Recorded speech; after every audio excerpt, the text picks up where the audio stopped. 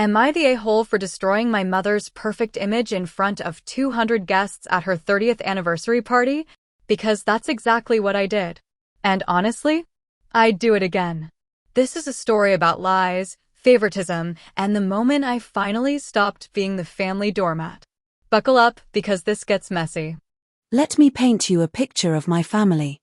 There's me, 28-year-old Emma, the difficult daughter who could never do anything right.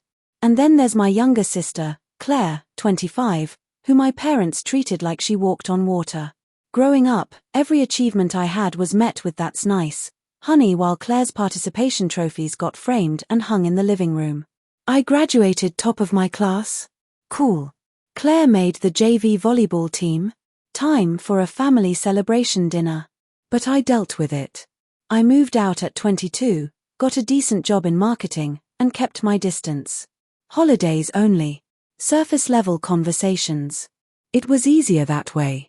Then, 6 months ago, my grandmother died.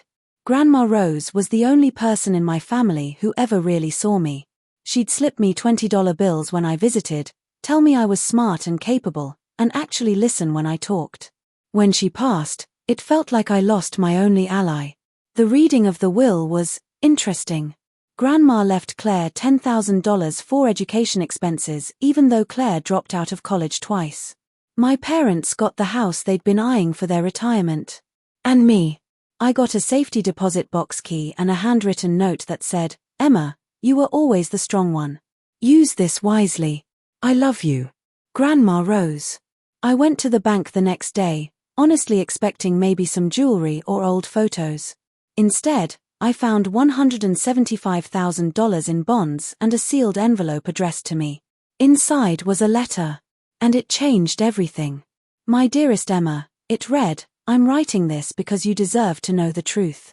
Your mother has been having an affair for the past 8 years with Richard, your father's business partner. I discovered this by accident 2 years ago and confronted her. She begged me not to tell anyone, claimed she would end it. She never did. I've watched your father plan this anniversary party for months, completely oblivious, and I can't take this secret to my grave without giving you the power to decide what to do with it. The money is yours regardless of your choice. But the truth should be yours too. You've always been honest, even when it cost you. That's why I'm trusting you with this. Grandma Rose." I sat in my car in that bank parking lot for 2 hours, just processing. Everything suddenly made sense. Why Mom was always working late at the charity foundation. Why Richard was at every family dinner, every holiday, every celebration. Why Dad seemed so tired all the time, like he was working twice as hard to keep everyone happy while Mom was checked out. And the anniversary party. Oh, the anniversary party. My parents had been planning this massive 30th anniversary celebration for months. They'd rented out the country club, invited 200 people, hired a live band. Dad had been so excited, showing me the slideshow he'd made of their love story with tears in his eyes. Meanwhile, Mom had been sleeping with his business partner for nearly a third of their marriage. I confronted my mother 3 days before the party. I showed up at her house when I knew Dad was at work. "We need to talk," I said, walking past her into the kitchen.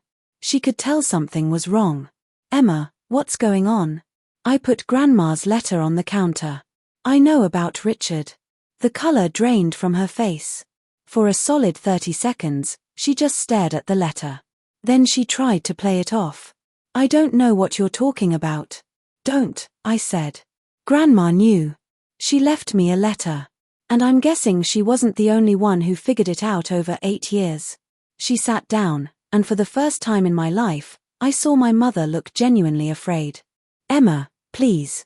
You don't understand." "Then explain it to me.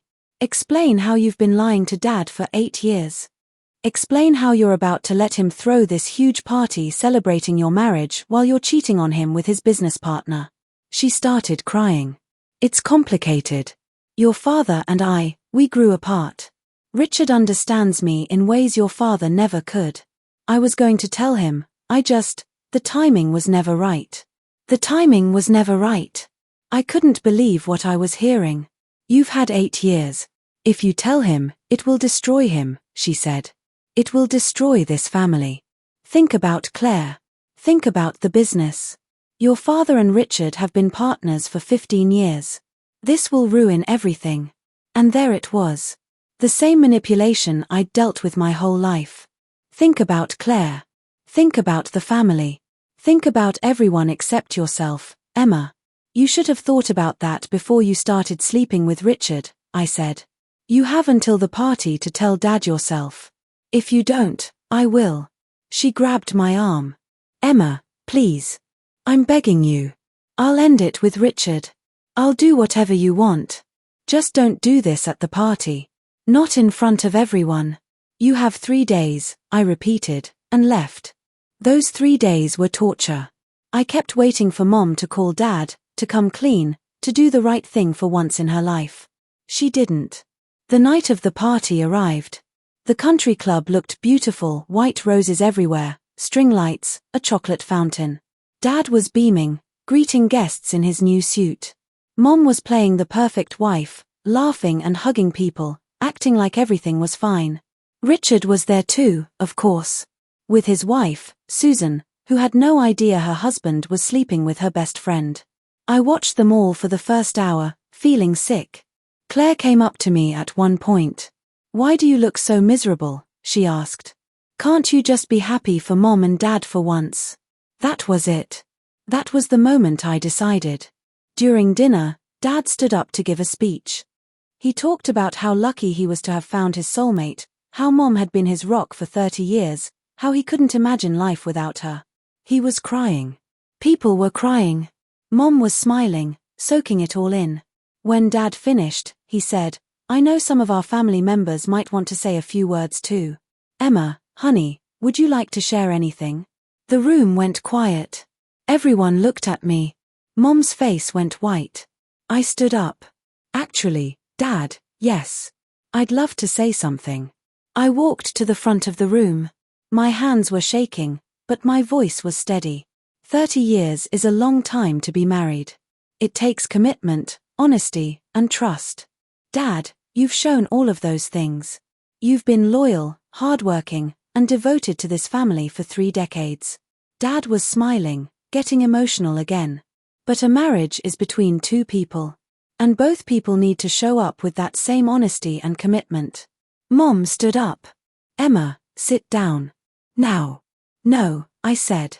Because Grandma Rose left me something before she died. A letter. And in that letter, she told me the truth that everyone in this family has been too afraid to say. Richard started moving toward the exit. I pointed at him. Richard, you should stay for this. It involves you too. His wife Susan looked confused. The room was dead silent. Mom has been having an affair with Richard for the past 8 years. Dad's business partner. Susan's husband. Our family friend. 8 years of lies, 8 years of betrayal, and she was going to let you throw this party, give that speech, and celebrate a marriage that's been a fraud for nearly a third of its existence. The room exploded. People gasping, talking, some standing up. Susan screamed what, and turned to Richard, who looked like he wanted to disappear into the floor. Dad just stood there, frozen, staring at Mom. I gave her 3 days to tell you herself, I continued, my voice breaking now. 3 days to do the right thing. She chose to stay silent. She chose to let you humiliate yourself in front of 200 people rather than face the consequences of her actions. Mom was crying, reaching for Dad. Michael, please, let me explain. Dad stepped back from her. The look on his face. I'll never forget it. Complete devastation. Is it true? He asked quietly. She couldn't even look at him. That was answer enough. Dad walked out. Just turned and walked out of the country club without another word. Richard's wife threw her drink in his face and left. Claire was screaming at me, calling me every name in the book. Mom collapsed into a chair, sobbing. And me. I walked out too. Got in my car and drove home. The fallout was nuclear. Dad filed for divorce 3 days later. He moved out of the house and stayed with his brother. The business partnership with Richard dissolved within a week. Dad bought him out using emergency clauses in their contract for moral violations. Richard's wife Susan also filed for divorce. Last I heard, Richard moved to another state. Mom tried calling me 47 times in the first week. I blocked her number. Claire sent me a 5-page text message about how I destroyed the family, how I'm selfish and cruel, how I should have kept my mouth shut. But here's the thing, Dad called me 2 weeks after the party. Emma, he said, I need you to know something. What you did, it was the hardest thing I've ever experienced. But you gave me the truth. And I would rather live in painful truth than comfortable lies. Thank you for respecting me enough to tell me. He cried. I cried. We talked for 2 hours. Turns out, he'd had suspicions for years but kept pushing them down, convincing himself he was being paranoid. Finding out he was right was devastating, but also validating. 6 months later, Dad's doing better. He's in therapy, he's dating again, and he actually seems lighter. Like a weight's been lifted. Mom and Claire still won't speak to me. Mom's living in the house alone. Dad let her keep it in the divorce because he said he didn't want anything that reminded him of the lie. As for me, I used Grandma's money as a down payment on a house. I got a promotion at work. And I sleep well at night knowing I did the right thing, even though it was hard. Let's break this down. On one hand, Emma destroyed her mother's reputation in front of 200 people. She chose the most public, humiliating moment possible to expose the truth. She could have told her father privately. She could have handled it differently. On the other hand, she gave her mother 3 days to come clean. Her mother chose silence. She was willing to let her husband celebrate a lie, to stand beside him while he poured his heart out, completely unaware of the betrayal. That was cruel. Some might say family secrets should stay buried, that Emma should have protected the family unit above all else. But what family was there to protect? The fake one where her mother pretended to be faithful? The one where her father was the only person being honest? The one where Emma was expected to stay quiet and let the lie continue? Grandma Rose had given her that letter for a reason. She knew Emma was the only one strong enough to face the truth and do something about it. And in the end, Emma didn't regret what she did. Her father deserved to know. He deserved the chance to make an informed choice about his life. Maybe she could have done it differently. Maybe it didn't have to be so public. But after 28 years of being dismissed, ignored, and told to keep the peace, Emma was done being quiet. So now the question remains. Was Emma justified in exposing her mother at the anniversary party? Or should she have told her father privately, sparing everyone the public humiliation? Drop your verdict in the comments and tell us what you would have done in her place. If you love dramatic stories like this, tales of betrayal, truth, and redemption, make sure to subscribe for more.